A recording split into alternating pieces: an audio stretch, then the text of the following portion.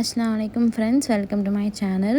இன்றைக்கி நம்ம மலாயிலேருந்து பட்டர் எடுத்து பட்டர்லேருந்து கீ எப்படி பண்ணுறதுன்னு பார்க்க போகிறோம். இதுக்காக நான் 3 வீக்ஸ் மலாய் கலெக்ட் பண்ணி வச்சுருக்கேன், 3 வாரம்.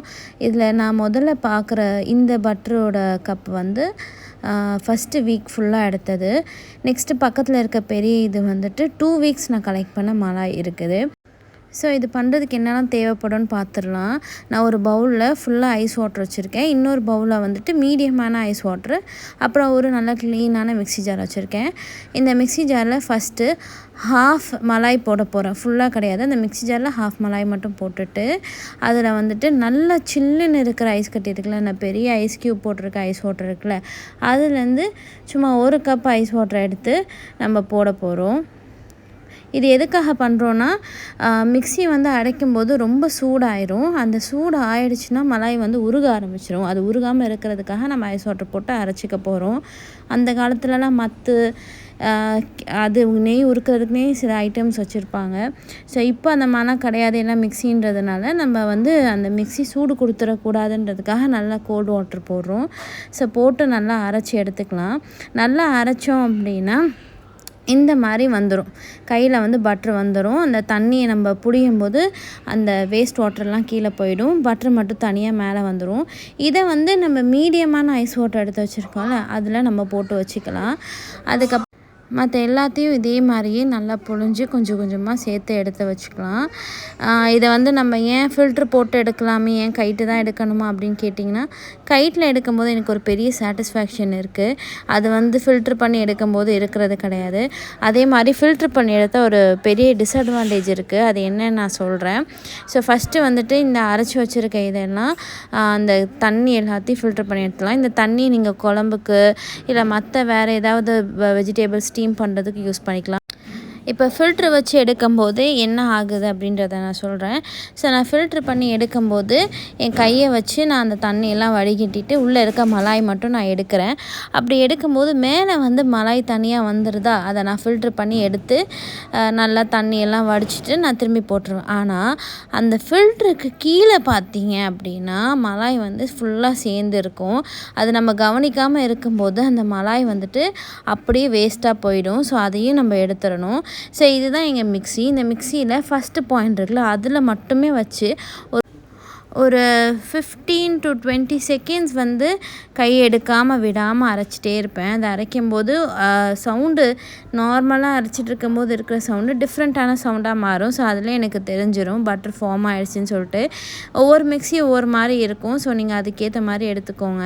என்னடா என் கை இவ்வளோ கேவலமாக இருக்குன்னு நீங்கள் பார்க்க வேணாம். பட்டர் எடுக்கும்போது ஜென்ரலாகவே கை இந்த மாதிரி ரொம்ப மெஸ்ஸி ஆகிடும்.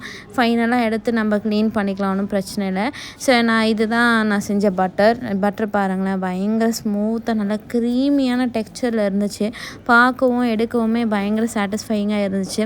ஸோ நான் எடுக்கும்போது டைம் இது நைட்டு 12 o'clock ஆகிட்டதுனால தூங்கணுமே அப்படின்னு சொல்லிவிட்டு நான் அதுக்கப்புறமா கீ பண்ணலை.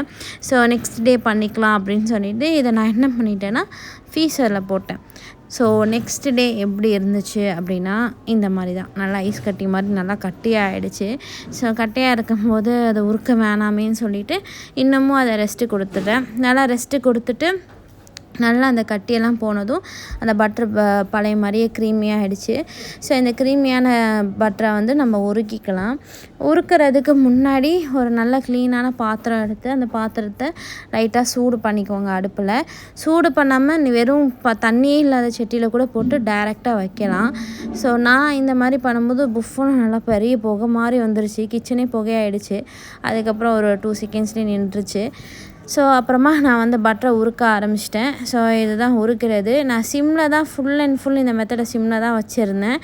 ஸோ அந்த சட்டியில் மிச்சமாக இருக்கிற பட்டரை வேஸ்ட் பண்ண வேணாமேன்னு சொல்லிவிட்டு நான் ப்ரெட்டு போட்டு அதுலேயும் சாப்பிட்டுட்டேன். நெக்ஸ்ட்டு இந்த பட்டரை உருக்க அதுக்கு மேலே ஒரு ஒயிட் கலரில் லேயர் ஃபார்ம் ஆகும். அது ஒன்றும் இல்லை, அந்த பட்டரோட வேஸ்ட்டு தான். இதை நம்ம பாயில் பண்ண அது என்ன ஆகும்னா கடைசியில் கொஞ்சமாக ஒரு சின்ன மணலாக ஃபார்ம் ஆகிடும். அது எல்லாமே பட்டரோட வேஸ்ட்டு. அதை நம்ம லாஸ்ட்டில் ஃபில்ட்ரு பண்ணி எடுத்துக்கலாம். ஸோ நம்ம சிம்மில் வச்சு கொதிக்க சைடில் ஃபுல்லாக எண்ணெய் பிரிஞ்சு வரும். இப்போ பார்த்திங்கன்னா நிறைய எண்ணெய் வந்துடுச்சு. அந்த கழிவெல்லாம் கொஞ்சம் கொஞ்சமாக கீழே தள்ளிக்கிட்டே இருக்குது. ஸோ இந்த ஸ்டேஜில் நான் கொஞ்சோண்டு கருவேப்பிலை போட்டுக்க போகிறேன். நல்லா ஃப்ரெஷ்ஷான கருவேப்பிலை கொஞ்சமாக எடுத்து போட்டுக்க போகணும். இந்த இடத்துல நான் ஒரு சின்ன தப்பு பண்ணிட்டேன். கருவேப்பிலையை லாஸ்ட்டில் கொதிக்க வைக்கும்போது தான் கொஞ்சமாக போட்டு ஒரு ஃப்ளேவருக்காக போட்டு உடனே ஃபில்ட்ரு பண்ணி எடுத்துடணும். நான் இது கொஞ்சம் முன்னாடியே போட்டுட்ட மாதிரி எனக்கு ஃபீல் ஆச்சு. பட் பெரிய டிஃப்ரென்ஸ் எதுவும் காமிக்கல, நார்மலாக தான் இருந்துச்சு. ஆனாலும் கொஞ்சம் கடைசியில் போடுங்க, ஏன்னா கொஞ்சம் கருவேப்பிலை ஸ்மெல் வராமல் இருக்கும். ஸோ நான் இதை போட்டுட்டு ஒரு 2-3 வாட்டி கிண்டி விட்டுட்டு அவ்வளோதான். அதை நான் ஆஃப் பண்ணிவிட்டு நல்லா வடிகட்டிக்க போகிறேன். அதுக்கு முன்னாடி எந்த பாத்திரத்தில் நெய் போட போகிறீங்களோ அந்த பாத்திரம் வந்து நல்லா சுத்தமாக இருக்கிற மாதிரி பார்த்துக்கோங்க. கொஞ்சம் கூட தண்ணி இல்லாமல் பார்த்துக்கோங்க. ஏன்னா இது நம்ம ஒரு 2-3 மந்த்ஸ் ஸ்டோர் பண்ண போகிறோன்னா அது கெடாமல் நம்ம பார்த்துக்கணும். அதுக்காக தான். ஸோ இப்போ வந்து நல்லா கொதித்து அந்த பட்டரோட வேஸ்ட் எல்லாம் கீழே போய் மேலே வந்து ஃபுல்லாக கீ வந்துருச்சு. ஸோ இதை நம்ம ஃபில்ட்ரு பண்ணி எடுத்துக்கலாம்.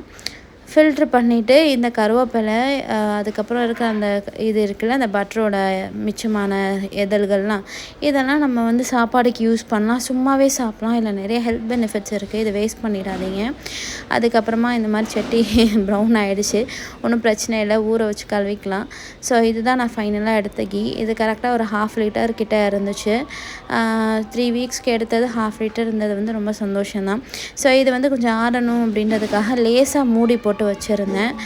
அது நல்லா ஆறினதுக்கப்புறம் ஃபுல்லாக மூடிக்கலாம். ஸோ நெக்ஸ்ட் டே பார்த்திங்கன்னா மார்னிங் வந்து இந்த மாதிரி தான் இருந்துச்சு. இது எப்படி இருந்துச்சுன்னா ஒரு எண்ணெய் மாதிரி தான் இருந்துச்சு. கொஞ்சம் தண்ணி ஃபார்மேட்டில் எண்ணெய் மாதிரி இருந்துச்சு. இன்னும் நெய் ஆகலை. சரி கொஞ்சம் நேரம் கழித்து பார்க்கலான்னு ஒரு 15 ஹார்ஸ் கழித்து பார்க்கும்போது கீழே வந்து அந்த கீ வந்து வர ஆரம்பிச்சிருச்சு. அதுவே பார்க்க ரொம்ப அழகாக இருந்துச்சு எடுக்கும்போது. ஸோ பாருங்களேன், பார்க்கவே சூப்பராக இருந்துச்சு. ஸோ அப்படியே ஃபுல்லாக கீ ரெடி ஆகிடுச்சு ஒரு 18 ஹார்ஸ் கிட்ட. ஸோ 24 ஹார்ஸ் கிட்ட ஆயிடுச்சுன்னா ஃபுல்லாக ஆகிடும்.